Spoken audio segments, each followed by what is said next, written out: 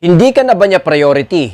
Nag-e-effort ka, pero hindi niya nakikita. Sa maghapon ay siyang laman ng isip mo, pero napapansin at nararamdaman mo na kontentong-kontento siya, masaya siya, kahit hindi ka niya nakikita at hindi ka niya kasama. Kapatid, it's all about inspiration at yung teorya na like attracts like. At ang mga bagay na to ay hindi niya makikita sa iyo kung patuloy kang weak, nadudurog, negatibo, at nangihina. Kahit na may enough feelings ka, pero kung napapansin niya to sa'yo, hindi siya mamomotivate na pahalagahan ito. At para matupad ang gusto mo, stand out from the rest. Patunayan mo pa rin na kaya mong abutin ang mga goals mo. May motivation kahit nga po ikaw ay nag-iisa. Iparamdam mong independent ka at hindi umaasa sa kanya. Dito papasok ang layuning, likes attracts likes. Huwag mong hayaang maapektuhan ka, huwag mong hayaang makita kanya sa ibaba. Ipakita mong may drive ka at siguradong magiging contagious to, dito niyo mapapansin at mararamdaman ang halaga natin.